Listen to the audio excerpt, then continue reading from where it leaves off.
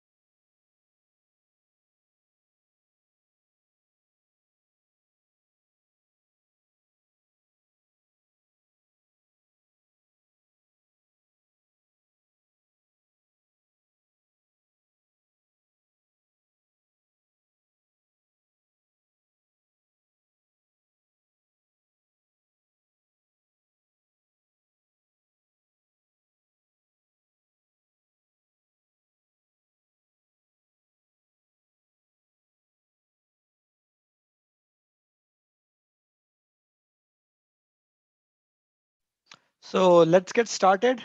Yeah. Please give me a thumbs up if you are able to hear me properly. And you can see the screen as well. Thank you, Sanjana. Anybody else?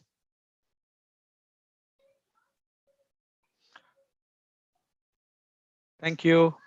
So yeah, let me give a recap of what we have done yesterday. Hmm?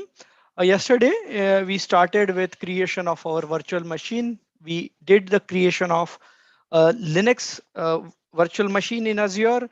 We created a Windows virtual machine, and then we have also seen various options with the virtual machine creation. We have seen the images, how to select it from the marketplace. We have seen what is OS disk, what is data disk. Then we have configured those and then connected via using the SSH client and the RDP. We also configured web server on both the virtual machines. And then we moved to the virtual machine scale set, which is a way to create a kind of a environment wherein you can match your infrastructure as compared to the demand for your application. Hmm? Manoj, it's a bit glitching. Is this same for everybody or it is just with Manoj? Can you please confirm? Others?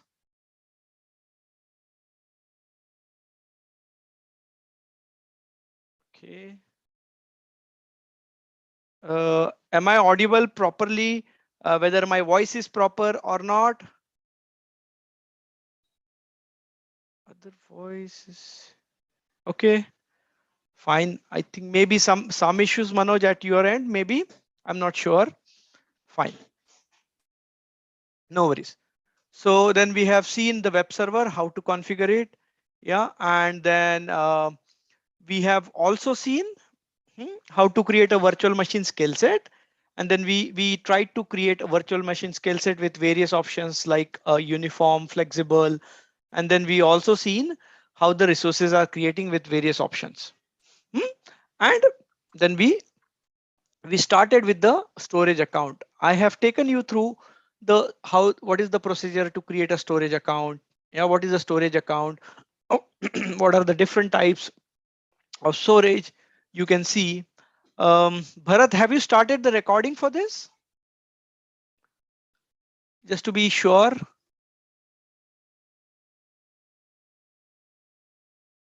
Bharat, you there?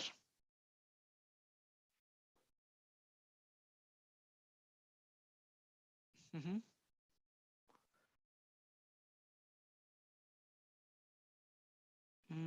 Let me see whether I'm able to see that option of record. Uh,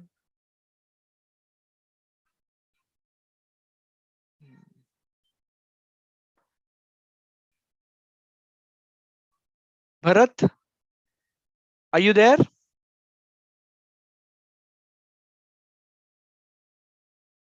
Okay. I think it is recording is on. Fine, no issue. Okay, then we have seen how to what are the storage account, what are different types of storage accounts, and what is container. We have seen what is table, what is queue, and then today we are going to create the storage account and work with the practical aspect of it.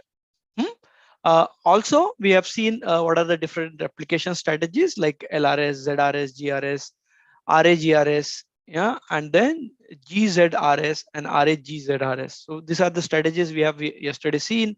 Whenever we upload our content into the storage account, it is replicated across multiple regions, multiple zones based upon the replication strategy you have selected. So let us go into our portal and create the storage account. Here is my portal.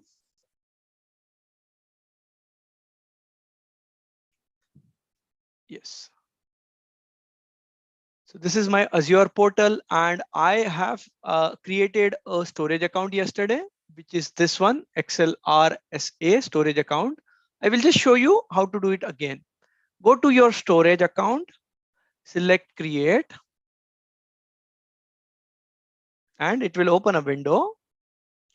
Select your resource group, for example, this.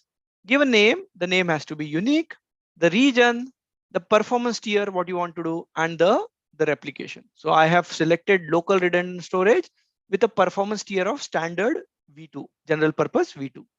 Then I have not changed anything. I have yeah, enabled the public access. I have disabled this soft delete options, which will help us to recover from any deleted object for a period of 7 days. Then encryption by default, I have kept it as it is. And then I have started and created our portal. So I will just cancel it and I will go to this.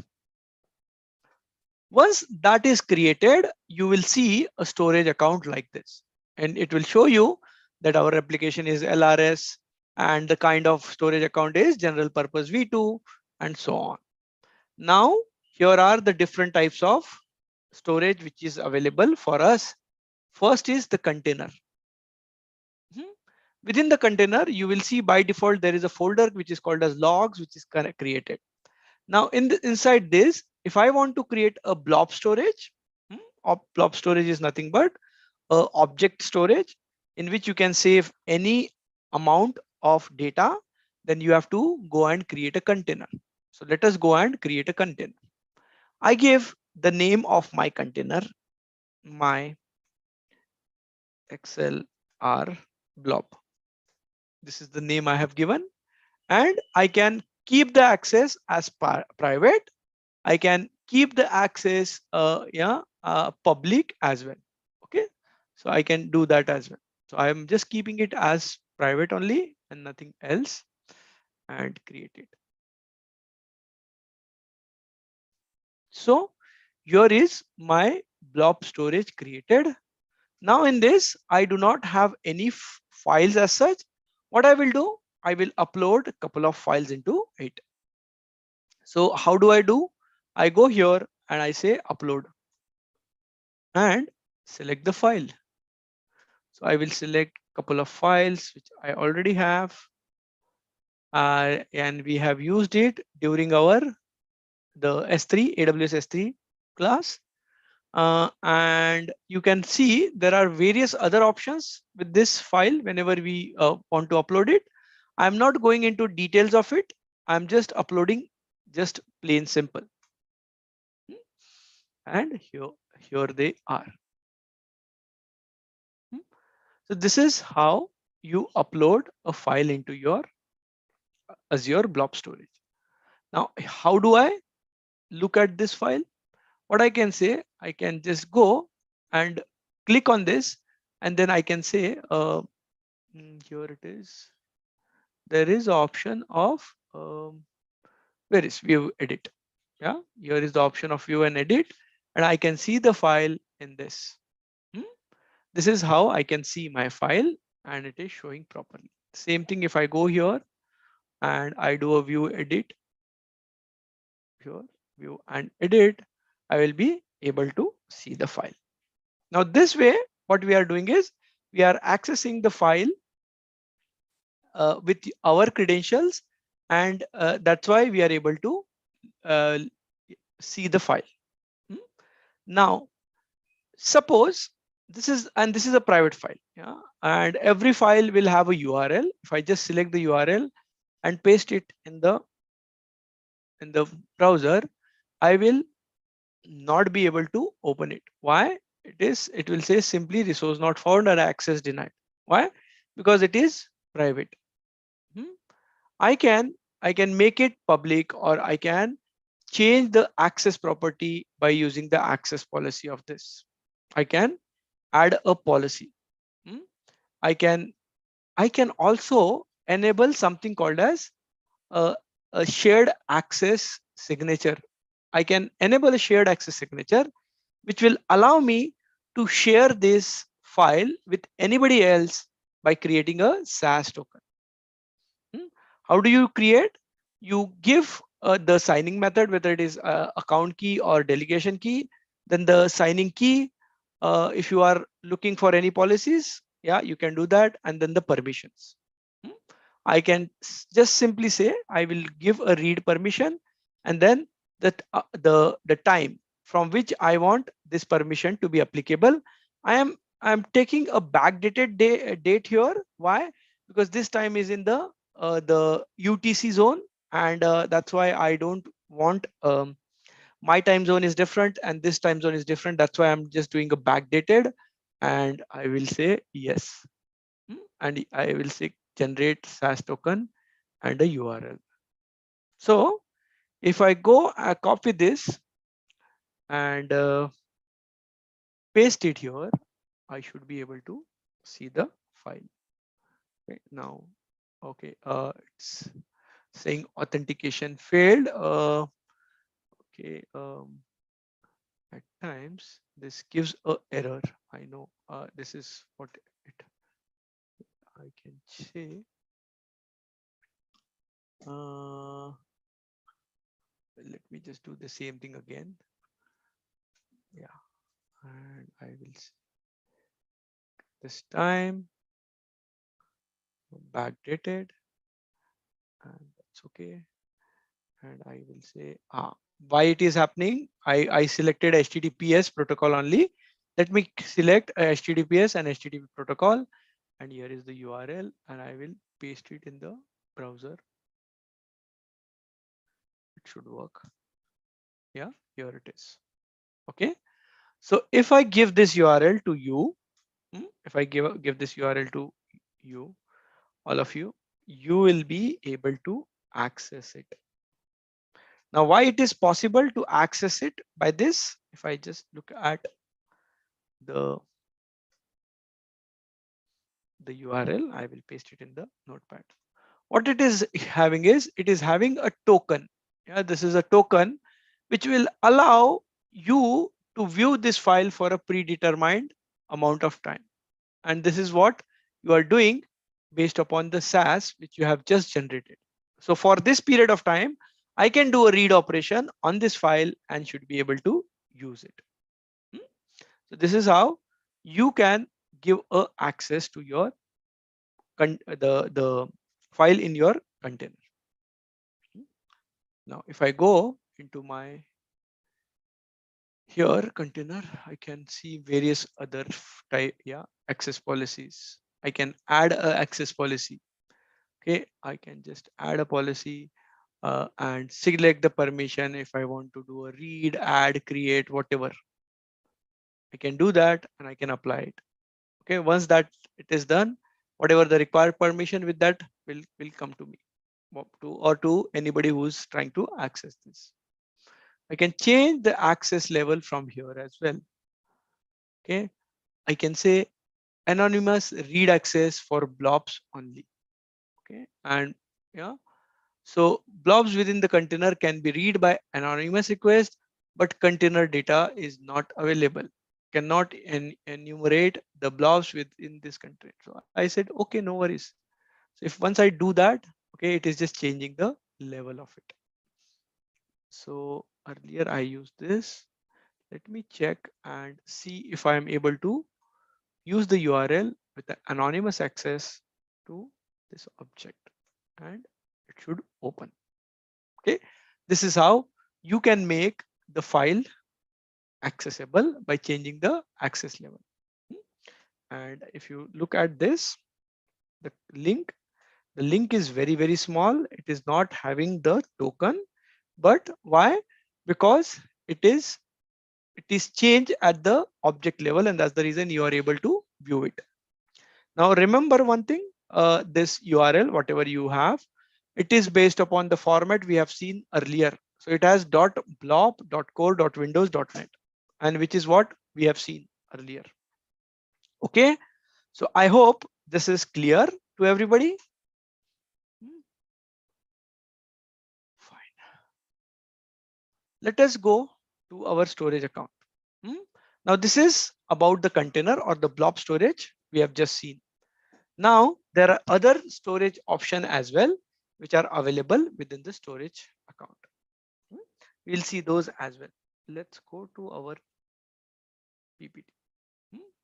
So we have seen this, and we have just seen how do we store the container. We create an account, then we create a container, and within that I will store a blob.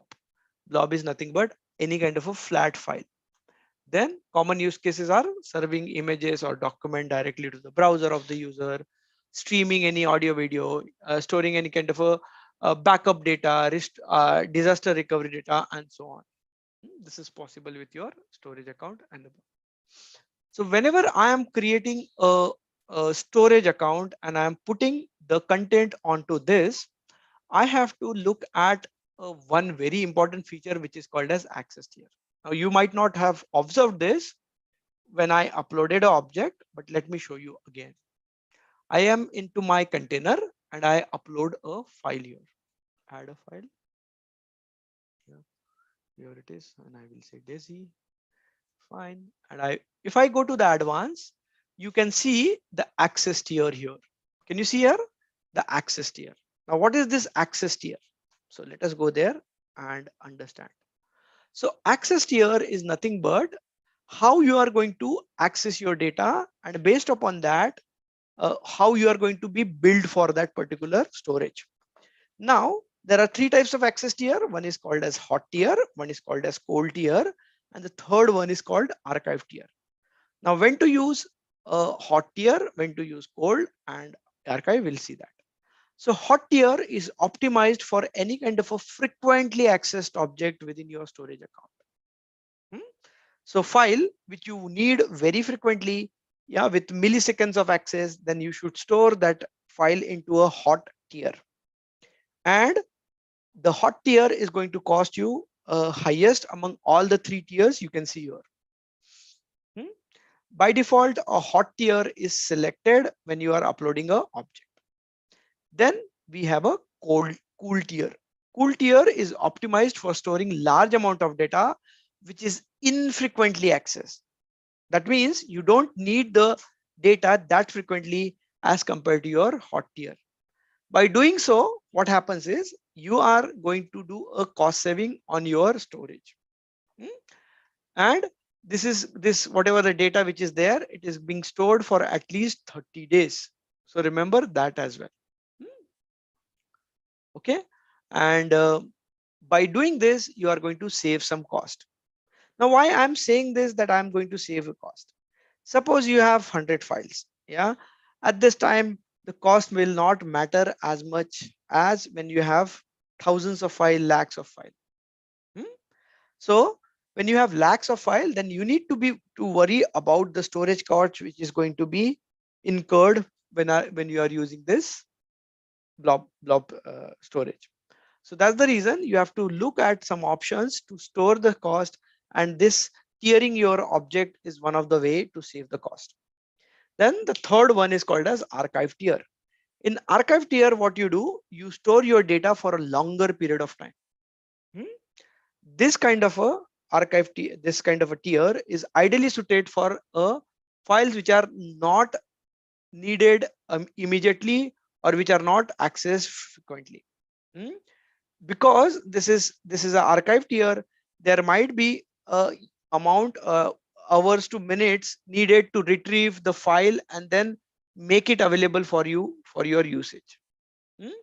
The number of days for which you can or the minimum days for which you can store the file in this archive tier is 180 days. So this is similar to what we have seen in AWS S3, which is your Glacier. So very important to remember and focus on it.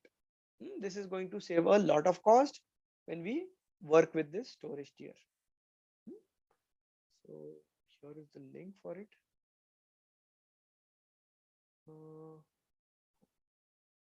Sorry for this. Here is the link for it, and I will open it in the browser.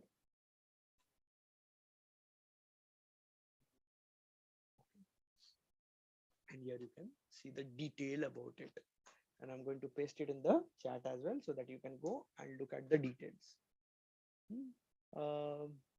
How do you optimize the cost? Yeah, there's a one document for it as well. I will share that.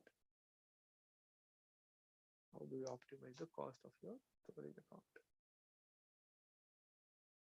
Yeah, and what are the design strategy for using tiered? How do you do that? All those things. Blob rehydration. What is blob rehydration? It is the process of retrieving the data back from the archiving and moving it from offline to online. So what happens whenever you store your data into a archive tier, that data is not readily available for you. So you need to do a rehydration. Okay. So that is what is called as blob rehydration, and you will see that. You can also add a lifecycle management to your storage account. We will see that in this our portal. Let me go here. How do you see where it is? It is here in your storage account. If I go down, you will see lifecycle management. This is similar to what we have seen in S3. We can also transition the data from one storage tier to another storage tier automatically, just to save the cost.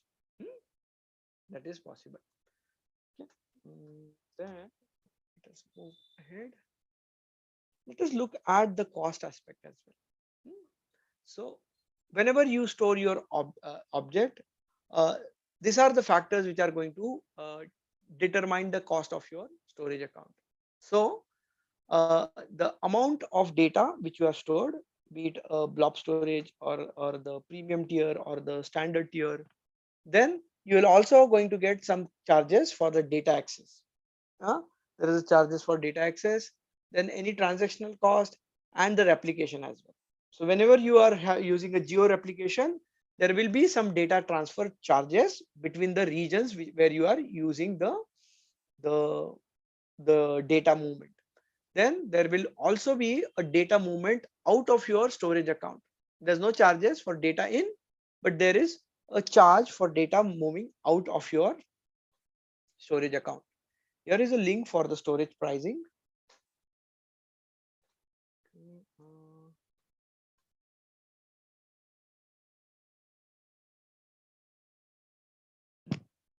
There is the links for the pricing. You can see you will simply able to get the pricing like this. And whenever you are using the storage account or any resources, it will have a tier kind of a pricing in the what you can say slabs. So for first 50 terabytes, the cost would be for a premium, it would be 16 rupees per GB. Then hot tier, if you are keeping it in the hot tier, this is for the premium, it is 1.57 rupees per GB. Cool tier, you can see 0.86 rupees or paisa per GB. And the archive is very cheap. You can see almost it is just 0.15 paise per GB. And then the slab changes for next 450. There is a change in the pricing. And you can look at, if you want to reserve the capacity, there is a discount which you will get when you reserve that for a 1 year or a 3 year. That is also option. Then data transfer charges. So for per 10,000 write operations, you are going to get this much charge, and per 1,000 read operation, you are going to get this much charge. And yeah, for all other options, thanks, I don't want help. Yeah, you can see all the details in this. Data transfer for prices for the blob when you are using the LRS or ZRS, GRS, RAGRS, GZRS. This is the charges for it. So let me just share this link as well so that it will be easy for you to understand the pricing. Price becomes very, very important when you have huge amount of data. When the data goes into terabytes, petabytes, then it is very, very critical to take a control of it and save it. Then the next, I have already explained you the shared access signature. It is just helping us to delegate access to our resources. You can grant access to those particular objects by sharing a key with them. The the SaaS delegates access to resources in one or more of the storage service. So you have to just select the where you want to give the storage access and so on. And a service SaaS delegates access to resources in just one of the storage services. So at a time you have to select one of them, and then that will help you. Fine. There is one document which is helping you to understand more details about it, which is the delegating access. Yeah, delegate access is shared. How do you do that? You can do it at the account level, or you can do at a service level. And these are the ways you can do that.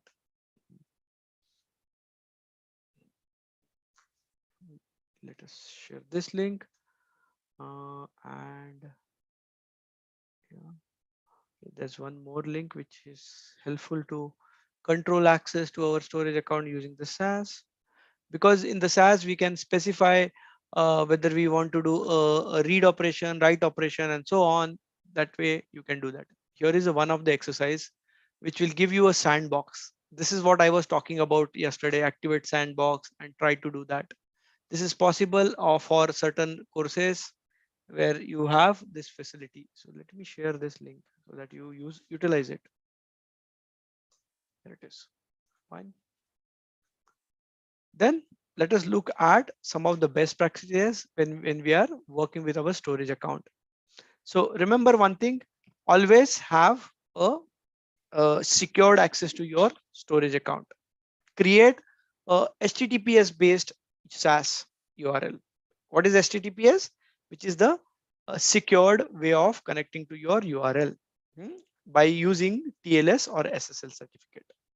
Whenever you want to give access to a particular resource, be specific on which folder, which prefix you want to give the access. Whenever possible, use the stored access policies that will help you to give more granular control to your storage access.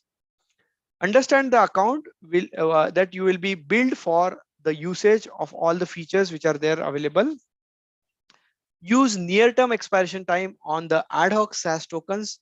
Never ever keep it long duration because that can be misused by somebody. Validate whatever the data which is written using the SaaS. Use storage analytics to monitor your application. There is a feature where you can just monitor the storage analytics, like how much storage is used, who has access, and so on. Don't assume SaaS is always the correct choice to give access. And also be careful with the start time of your SaaS. Fine. This is what I want to cover. And then we will move to the virtual networks. Anybody, any questions on this? I can take questions, couple of minutes. Yes, anybody? No? Okay.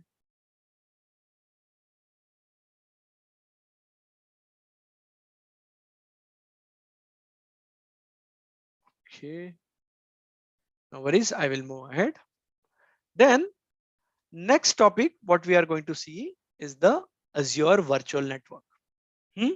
The Azure Virtual Network is nothing but a software defined virtual network for you, which is being used in your Azure environment. When you are using a virtual net, you are actually creating a private, or you have a private network which is set up for you, and you can control what IP address you can give to your virtual network. This is up to you. How do you manage it? This is the same concept we have seen in our AWS environment as well. Hmm? So let us go. A few of the key networking services we can look at is the VNet. This is VNet. Then we also have another service which is called as Virtual Private Network Gateway (VPN) and the Azure Express Route. Now these two are the ways to connect your Azure environment with your on-premise or your corporate data center. They have their pros and cons, and which is the right choice when you are trying to set up a connectivity between your Azure environment and your on-premise or corporate data center. So here are the links for all the fundamentals what of just paste. There are n number of links here, and here it is. Okay, and let me go one by one. Here is the networking fundamental. Open it. I'm not going into the details what is IP address and what is CIDR now, because we have already seen that. And if you need more details, here are the links. How do you communicate? What are the what is virtual networking and so on. All those things are given in the links. Just go through it and you should be able to understand it. Yeah, and fundamentals of this.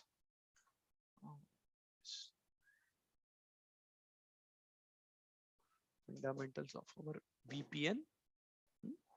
So whenever you want to connect it, yeah, two ways. One is this VPN gateway. In this case, what you do is you create something called as tunnel. Tunnel is nothing but a kind of a link between your on-premise environment and your Azure environment. This tunnel, this is called actually tunnel because it is creating a kind of a pipe. Traffic will enter from here and leave this from here. So that is why it is called as tunnel. And this tunnel is highly secure. It is secure by using something called as IPsec encryption. And the one thing you need to know whenever you are creating a site-to-site VPN using the gateways, VPN gateway, the traffic is actually flowing via the internet. So it is not on a private or a dedicated network, but it is flowing from the internet. And this is also highly available because it creates two tunnel, not just one tunnel, which will be used in case there is a problem with the one tunnel. When you create this, you have to use two devices. One is called as VPN gateway, which will be on the Azure data center side, and second will be a customer gateway, which will be on your corporate data center or on your on-premise location. We need to create a connectivity between these two. This can be done, and there are different SQS when you are going to use the VPN gateway, and based upon that, it is going to give you some kind of a bandwidth and some features and number of tunnels you can create. The other one I want to show is the express route. Here is the express route.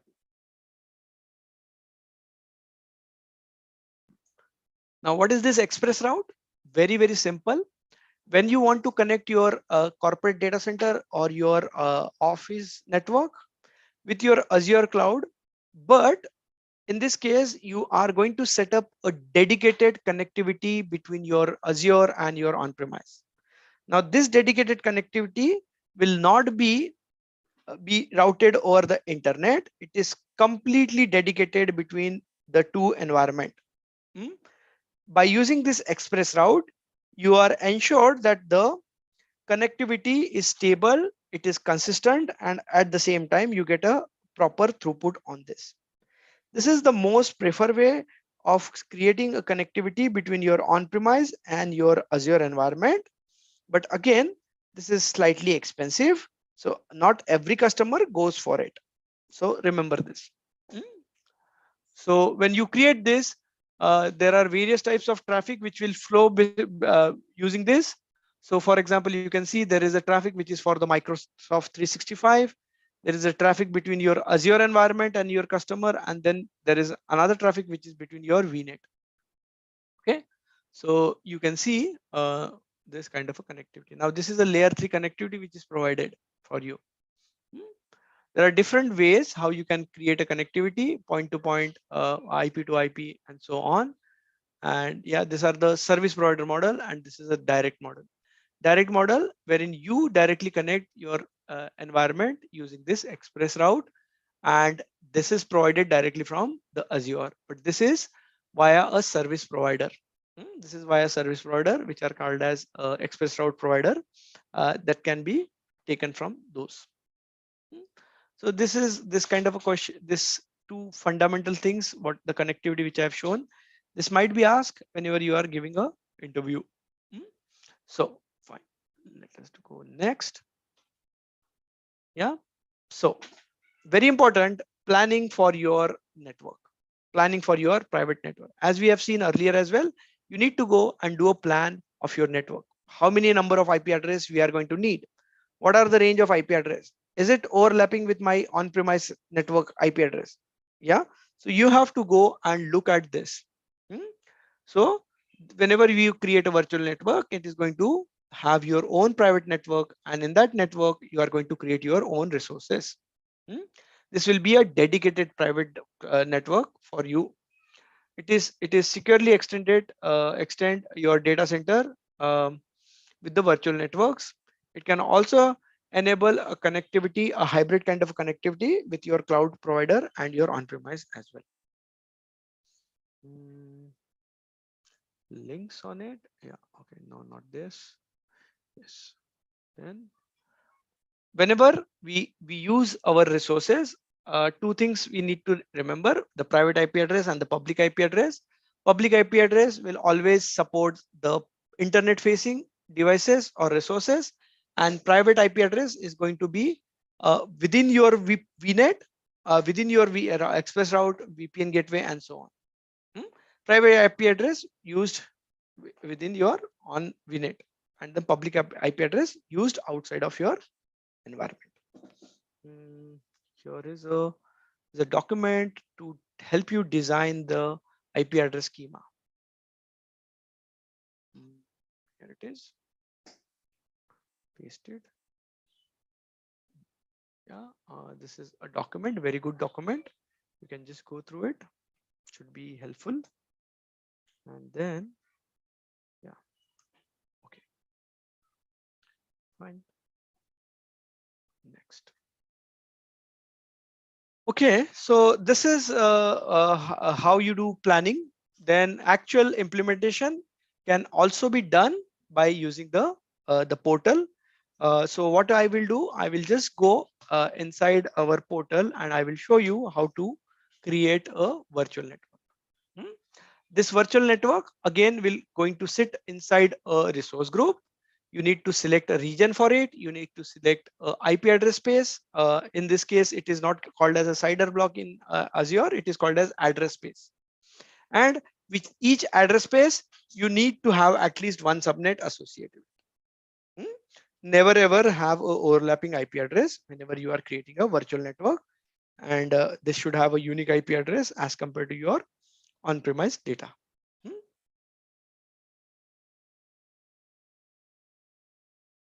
Okay.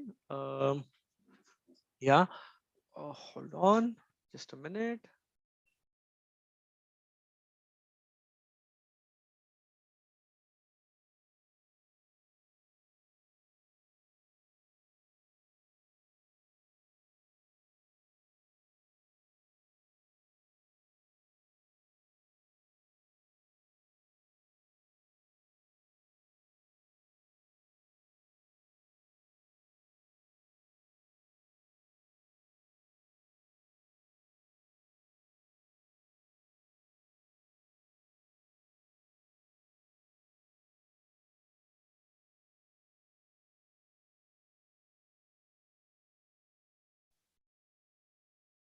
Yeah, fine.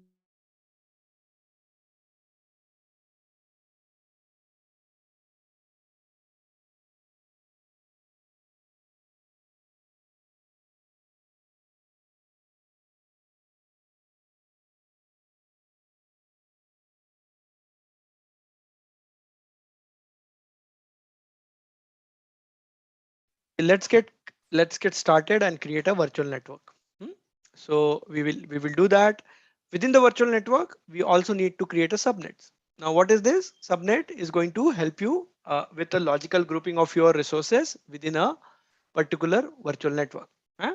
So yeah, subnet can help you to improve the security, improve the performance, and it becomes very easier to manage the network if you segregate your resource based upon this subnet.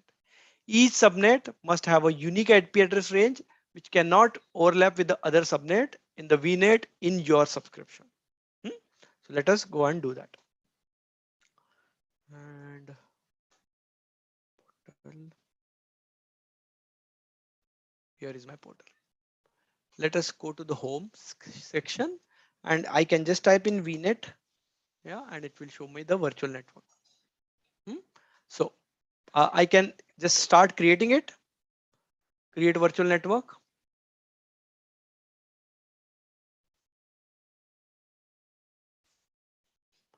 And I have to create a resource group.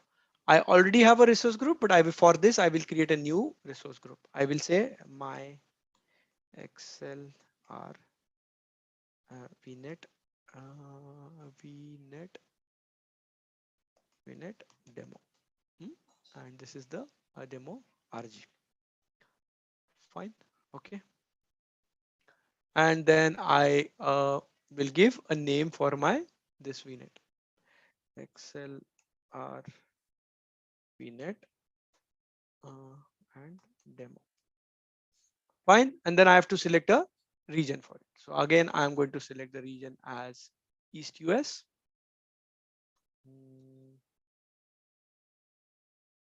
Okay. And I can do next, wherein I have to give a IPv4 IP address space. I can also add IPv6 here. Okay.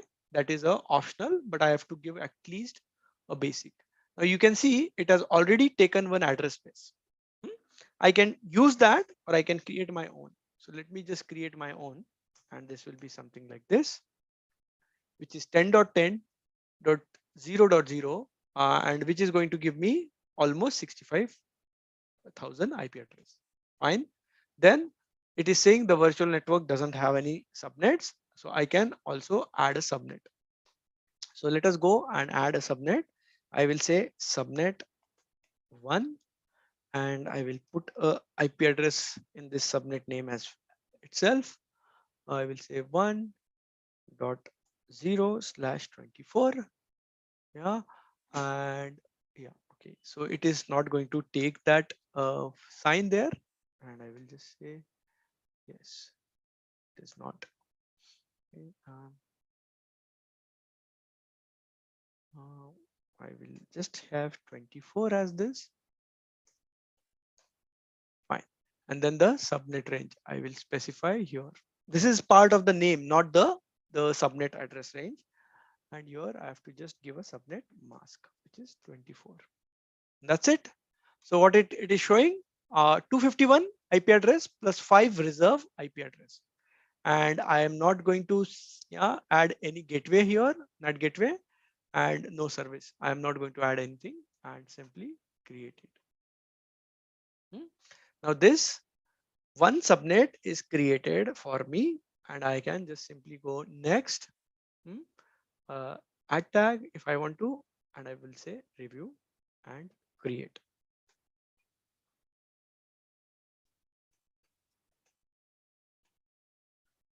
Okay, yes. And validation is showing passed and I will say create. Okay, so let us use this VNet, what we have just created for our resource deployment. Now let us try and create a single VM and deploy in this particular VNet. So yeah, we will also look at how to create a public IP address and what are the options. But before that, let us wait for this to be completed. Yeah, very good. The deployment is showing completed, and I go to the virtual network. One very important feature or very useful feature which you can see within your Azure environment is the diagram of your network. Okay, so you can see a diagram here. If you go to the left pane, and you will see a diagram based upon this. The Yeah, at this moment it is not showing any, just very small. Why? Because we have just created a VNet and a subnet in it. But let us go and create a virtual machine. Then you will be able to see it more in a better way. Hmm? So on home and then virtual machine and create a virtual machine. And this time I'm going to use the resource group which I've already created, which is this VNet demo. And I will give a name, my PM and demo. And I'm going to use the US East infrastructure availability option. I'm not going to select anything. Yeah, and image, I will just select a Windows, and then I am going to keep this as it is and use the username as your user and type in the password for it. Yes, done. Just a minute. Again, typing in the same, and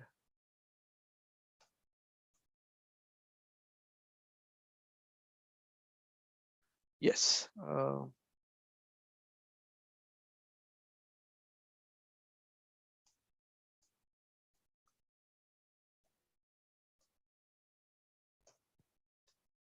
Fine. Then I will keep the RDP port open and follow the same procedure what we have did multiple times in the networking. I will show you. It takes actually by default uh, a public IP address, but I will show you how to create it. So here it is. Let me just create, and there are two SQS. How you can assign uh,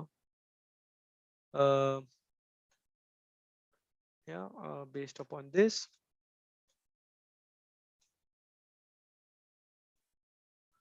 Okay, there is one SQ which is called as standard, one is called as basic, and we will see what is this, and then the assignment of the public IP address. There are yeah, two types of IP address which are assigned to your resources. One is called as dynamic, one is called as static. Now, when you have a dynamic, whatever the virtual machine which gets the IP address, this IP address will change after you stop and start the machine again. This IP address will change. But if you keep static IP address in your this public IP address, then if you stop and start your machine again, it is not going to change the IP address of your virtual machine. Hmm? So this is how you can create a machine. Uh, yeah, create a what you can say, a public IP address. I will say okay, fine. Next and next and next, review and create. Hmm? Yeah, Bharat, can you paste the attendance link because we are completing the class little early today.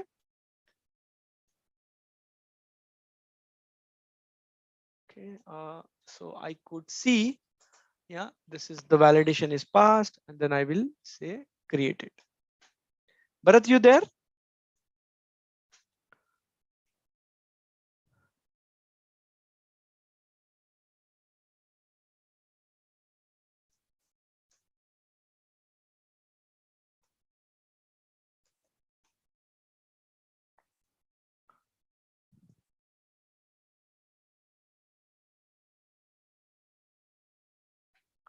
Let the deployment be in progress, and I will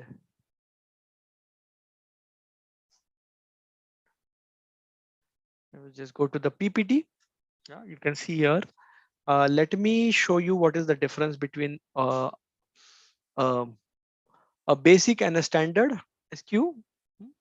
Mm, Here is my link for it. Basic and standard SQ.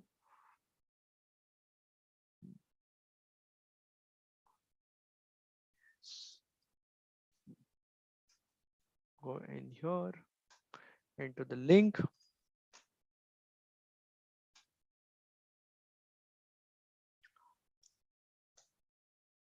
Okay, so the link is available for all of you to go and register your attendance for today.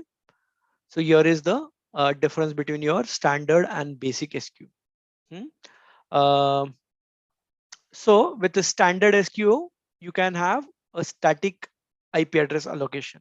But with basic, you can have a dynamic and static for your IPv4 and a dynamic for your IPv6. Hmm? Uh, Availability zone concept is supported with your standard SQ, but it is not supported with your basic. Routing preference to enable more control on your traffic routing using the custom defined routes or system defined routes. This is possible with a standard SQ, which is not possible with the basic. And then it supports cross region load balancing, which is also one of the feature. We will see load balancer in the later class. That is also possible with your standard. So if you want to use, just take a wise decision based upon the difference between it and use it. Hmm? And I told you static and dynamic. So static IP address is released. IP is released when the resources is deleted, but it is going to be there persistent for the lifelong of that particular resource. Dynamic will keep on changing as soon as you stop the machine and use it. So with standard public, you can give a static. With standard public IPv4, you can give a static. Basic public IPv4, you can give, but dynamic is also only possible with basic public IPv4 and public IPv6. Hmm, Fine. Let's go next. Uh, okay. Yeah, this is a table which outlines what are the IP address, the static and dynamic IP address you can give to various devices based upon the IP address. For example, a public IP address, if I want to associate a public IP address, what will happen in terms of the association, whether I can give a static or whether I can give a dynamic. So in all of this, you are able to give dynamic as well as static IP address for your uh, these resources. What are the resources? Your virtual machine, your load balancer, your VPN gateway, and your application gateway. Hmm? And then we will see what is the front end IP config gateway IP later on in the next class. Same goes for the private IP address. What is possible? You can see for virtual machine, you can give it for internal load balancer, and it can be also given to a application gateway. Now what is application gateway? What is a load balancer? We will see that in the next class. Okay, fine. So what I will do is I will just complete the NSG. Yeah, and yes, so we will see the load balancer later on. So now what is the NSG? What is the NSG? NSG is nothing but a firewall for your particular resource or a subnet within your environment. This will determine how and what traffic can be allowed into your network and onto your virtual machine. It limits the network traffic which is routed to the resources in a particular network. It lays down a list of security rules that will allow or deny the traffic inbound or outbound in your network. All these rules are numbered rules. The lower the number, the higher priority of that. Hmm? This is associated to a subnet, or it can be associated with a network interface. It is possible that this energy can be associated with multiple times as well. Hmm? And how do you determine? Here is how you can determine the rules. You can see there are inbound rules as well as there are outbound rules. And there are some default security rules which are set up, which you cannot delete, and you can add any other rules, but yes, these rules you cannot delete it. Those are the default rules. And whenever you have a rule, it is applicable or effective rule is something like this. Okay, the NSGs are evaluated independent from the subnet and the NIC. So you can see here there is an NSG for the NIC and there is an NSG for the. An allow rule must exist at both level for the traffic to be admitted. So if you want to connect to this, the rule should be at this place. Just a minute, pointer option at this place as well as this place. Then only inbound is allowed. Okay, which is first NSG at NIC and NSG at the subnet. Then the other way also, if you want outbound traffic, it has to be allowed here. And if it is disabled at any level, the resultant traffic routing will be denied. Okay, so use the effective rule link if you are not sure which security rules are affected in your environment. So here it is, effective security rule you can see in your environment. Let me go to the portal and our resources are created. So I want to show you that actually diagram. Yes, let me go to our VNet.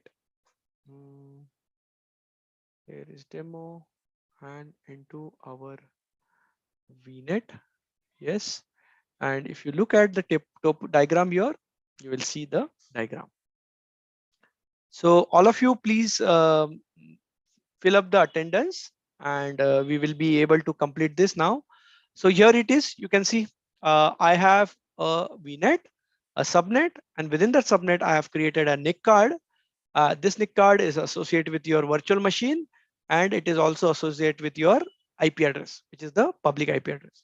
And you also have a demo NSG, yeah, the my VM demo NSG. So this is how you will look at the diagram. Very, very useful. You can download this from here and so on. If you look at your NSGs, you have to just go into your virtual machine here. Here is your virtual machine. Yeah, and if you look at the networking part, here you will see the effective security rules. If I just go here, click here, and here it is.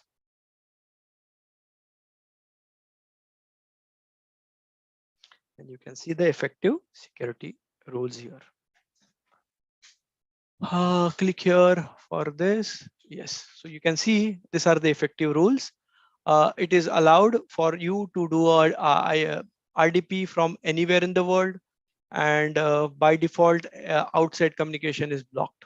So this is how you can see the effective energy. So that's it. This is what I want to cover today. So we will meet on Monday. We will have another class for the Azure part, and then we'll move to the GCP, Google Cloud. So if you have any questions, I am ready to take a questions. I can, yeah, I'll wait for 1 minute, and then we will end the class for today. Any questions?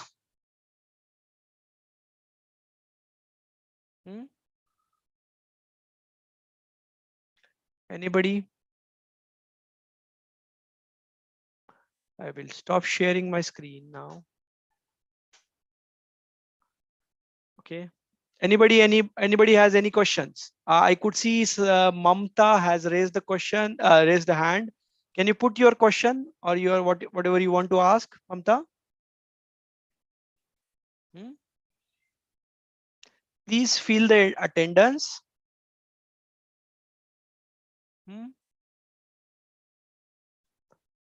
Okay. Okay, if nothing, then we will end the class for today. Thank you very much. Thank you. Thank you, Madhuri. Yeah. Fine. Thank you very much. We'll meet on Monday then. Okay. Bye-bye. Thanks. Thank you. Bye.